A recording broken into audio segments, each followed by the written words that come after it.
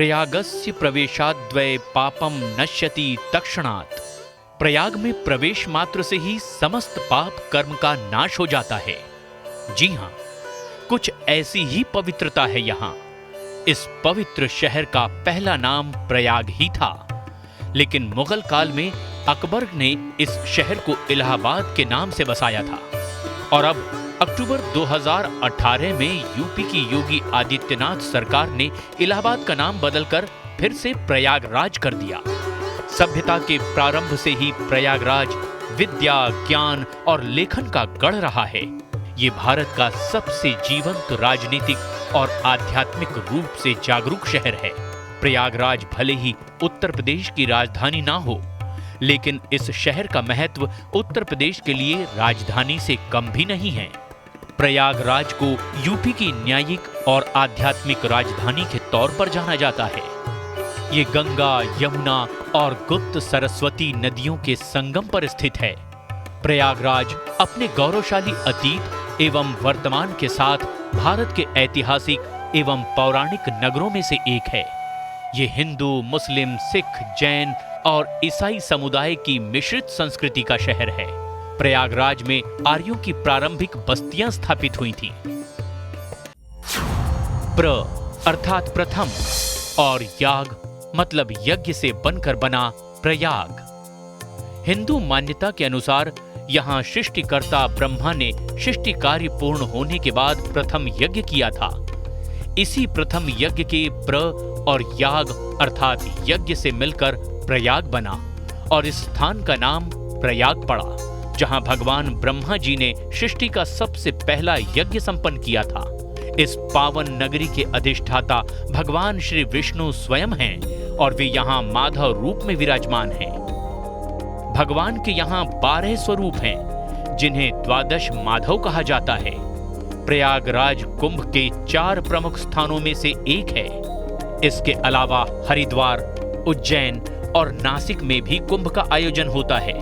हिंदू धर्म ग्रंथों में वर्णित प्रयाग स्थल पवित्रतम नदी गंगा यमुना के संगम पर स्थित है। यहीं सरस्वती नदी गुप्त रूप से संगम में मिलती है, इसीलिए इस संगम को त्रिवेणी संगम के नाम से जाना जाता है। प्रयागराज में प्रत्येक 12 वर्ष में कुंभ मेला लगता है और 144 साल बाद यहाँ महाकुंभ का आयोजन होता है। प्रयाग सोम, वरुण और प्रजापति की जन्मस्थली है। प्रयाग का वर्णन वैदिक तथा बौद्ध शास्त्रों में पौराणिक पात्रों के संदर्भ में भी रहा है। ये महान ऋषि भारद्वाज, ऋषि दुर्वासा और ऋषि पन्ना की ज्ञान स्थली भी थी। ऋषि भारद्वाज ने यहाँ लगभग 5000 ईसा पूर्व में निवास किया, 10,000 से भी अधिक शिष्यों को पढ़ाया। वे प्राचीन विश्व के महान दार्शनिक थे। वर्तमान झूसी क्षेत्र, जो कि संगम के बहुत करीब है, चंद्र के वंशज चंद्रवंशी राजा पुरुवर का राज्य ये रहा था। पास का कौशाम्बी क्षेत्र वत्स और मौर्य शासन के दौरान समृद्धि से उबर रहा था। 643 ईस्वी में चीनी यात्री हुएनसोंग ने भी प्रयाग के बारे में लिखा कि ये हिंदुओं का पवित्र शहर है। साल 1575 में संगम के सामरिक महत्व से प्रभावित होकर के मुगल सम्राट अकबर ने यहाँ किला बनवाया और इस शहर का नाम रखा इलाहाबाद। इलाहाबाद का अर्थ है अल्लाह का शहर, जिसे बाद में इलाहाबाद के नाम से जाना गया। मध्ययुगीन भारत में इस शहर का सम्मान भारत के धार्मिक सांस्कृतिक केंद्र के तौर पर था। एक लंबे समय के लिए ये मुगलों की प्रांतीय राजधानी भी थी, जिसके बाद मराठों ने इस पर कब्जा कर लिया। वर्ष 1801 में अवध के नवाब ने इसे ब्रिटिश शासन को सौंप दिया। ब्रिटिश सेना ने अपने सैन्य उद्देश्यों के लिए किले का इस्तेमाल किया। 1857 में यह शहर आजादी के युद्ध का केंद्र था और बाद में अंग्रेजों के खिलाफ भारतीय स्वतंत्रता आंदोलन का गढ़ बन गया।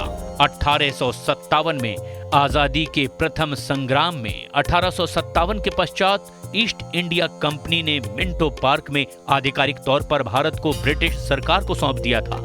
इसके बाद शहर का नाम इलाहाबाद रखा गया तथा इसे आगरा अवध संयुक्त प्रांत की राजधानी बना दिया गया।